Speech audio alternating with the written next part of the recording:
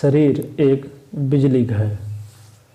कई प्रकार के रासायनिक पदार्थों जल या जनरेटर द्वारा बिजली इकट्ठा करके उसे एक बिजली घर में इकट्ठा कर लेते हैं। पीछे ठंडी और गर्म नेगेटिव एवं पॉजिटिव दो धाराओं में प्रवाहित और नियंत्रित करके उससे प्रकाश व धारा गर्मी उत्पन्न करने, कल कारखाने चलाने, टेलीफोन और तार व्यवस्था का संचालन करने आदि के सैकड़ों कार्य कर लिए जाते हैं। विद्युत इस युग की सबसे सस्ती शक्ति है। उससे औद्योगिक क्षेत्रों में एक प्रकार की क्रांति पैदा हो गई है। जो कार्य हजारों व्यक्ति वर्षों में नहीं कर सकते, बिजली उसे कुछ घंटों में करके दिखा देती है। डॉक्टर ब्राउन के अनुसार शारीरिक और मानसिक कार्यों को चलाने में जितनी बिजली खर्च होती है उतने से एक बड़ा मील चल सकता है। छोटे बच्चे के शरीर में प्राप्त विद्युत शक्ति ही इतनी अधिक होती है कि उससे रेल के इंजन को चलाया जा सकता है, किंतु खेद है कि ऐसी महत्वपूर्ण शारीरिक शक्ति का उपयोग मनुष्य अपनी सामान्य इच्छाओं की पूर्ति में ही करता रहता है। सर्वोत्तम जनरेटर और डायनेमो होने पर भी न तो शरीर से विशिष्ट कार्यों के लिए आवश्यक विद्युत शक्ति उत्पन्न कर पाते हैं और न ही उसका श्रेष्ठ कार्यों में सदुपयोग।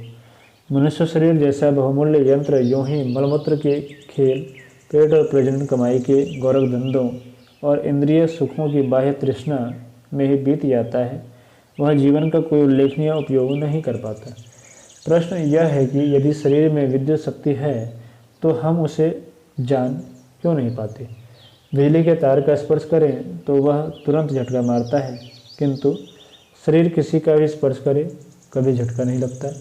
उत्तर यह है कि मानवीय विद्युत का एक नगण्य अंश जितना ही सामान्य रूप से व्यवहार में आता है, उसकी इकट्ठी मात्रा स्टोर शरीर के कुछ विशिष्ट चक्रों, ग्रंथियों और उपत्यकाओं में होती है। ये चक्र आदि शरीर के बहुत ही कोमल और संवेदनशील भागों में होते हैं और उनका जागरण विशिष्ट योग साधनाओं द्वारा ही हो पाता है। योग साधनाओं का उद्देश्य इन महत्वपूर्ण शक्ति संस्थानों का जागरण ही है।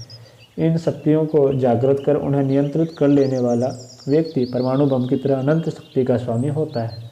शाप, वरदान, मारण, मोहन, उच्चाटन आदि रिद्धि सिद्धियाँ इस शक्ति के ही वरदान हैं। जितनी महत्वपूर्ण यह शक्ति है, भगवान ने उसे उतना ही सुरक्षित भी बनाया है ताकि उसका हर कोई दुरुपयोग न कर सके। केवल अधिकारी पात्र ही उसका लोक कल्याण में उपयोग करें। इस दृष्टि से योगाचार्य ये साधनाएं योग्य और उपयुक्त व्यक्तियों को ही सिखाते हैं। शक्ति का भले कामों में भी उपयोग हो सकता है और बुरे कामों में भी। रुपए से व्यापार भी किया जा सकता है और शराब भी पी जा सकती है।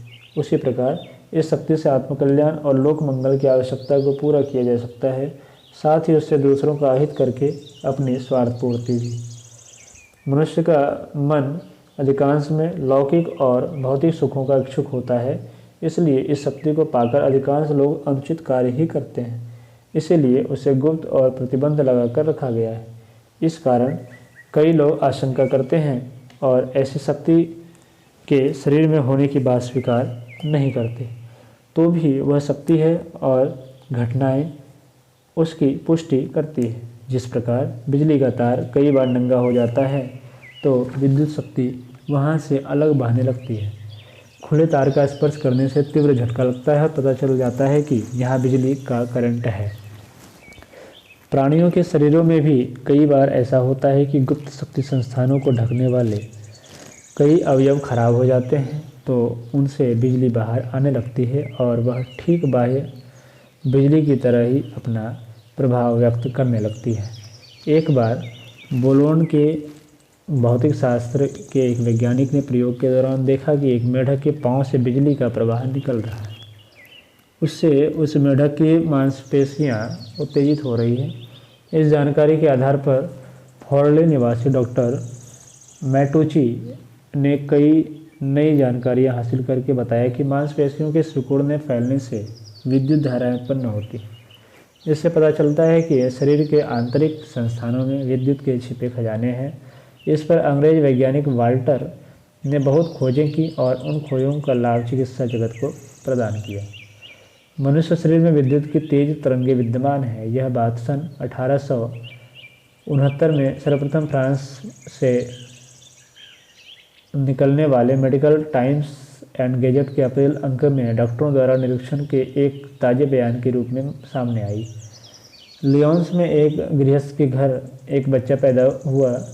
बच्चा 7 महीने का हुआ तभी से घर वालों को शिकायत होने लगी कि बच्चे के शरीर को स्पर्श करने से बिजली का झटका लगता है।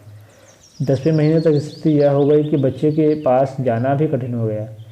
कई लोग हिम्मत करके उसके पालने के पास गए भी, पर उसके झटके को सहन न कर सके। वे झटका खाकर नीचे गिर गए।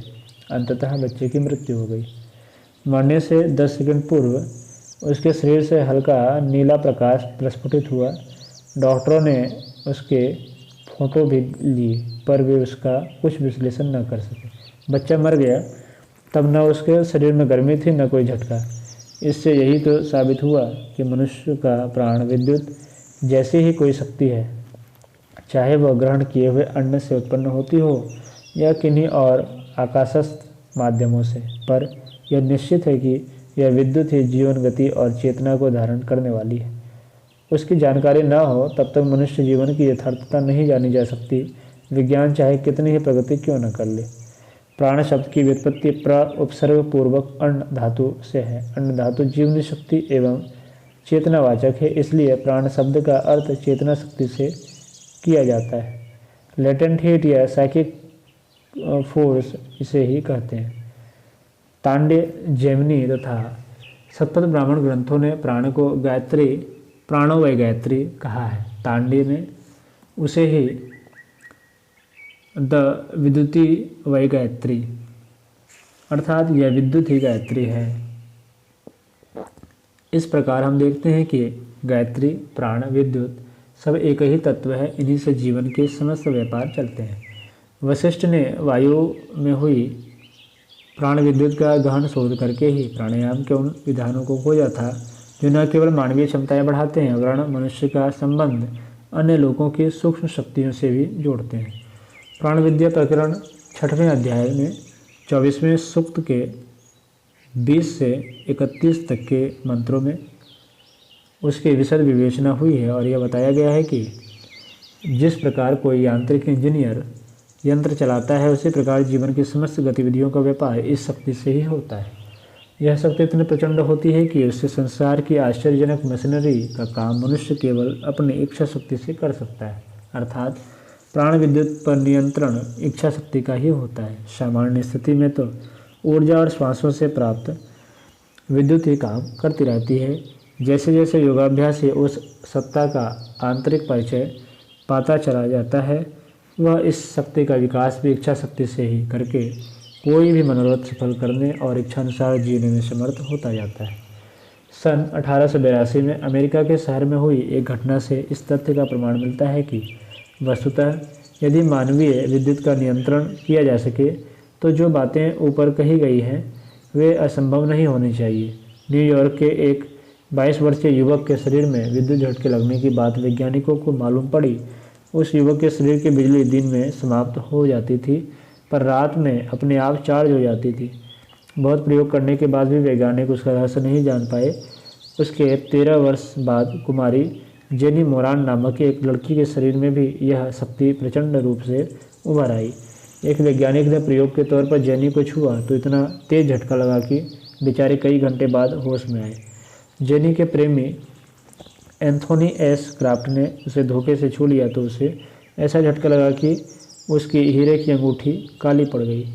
एक बार उसने स्नेहवश एक बिल्ली को उठाकर हृदय से लगा लिया तो बेचारी बिल्ली न केवल मूर्छित हो गई वरन उस प्यार ने उसका प्राणांत ही कर दिया। जेनी हाथ के स्पर्श से 100 वाल्ट का बल्ब जला देती थी। कोलोराडो के डॉक्टर WP जॉन्स और उनके मित्र डॉक्टर नॉर्म लॉन्ग ने उसके विस्तृत खोज के बाद बताया कि यह विद्युत शरीर के कोषों, सेल में, नाभिक न्यूक्लियस में उपलब्ध विद्युत कणों का ही प्रभाव है।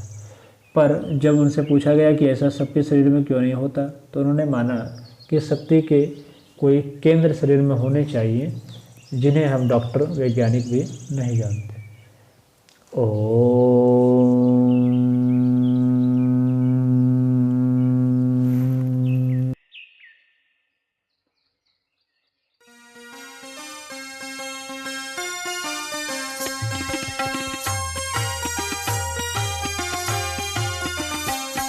चलो गुरुदेव के सपने सजाने की शपथ ले लें।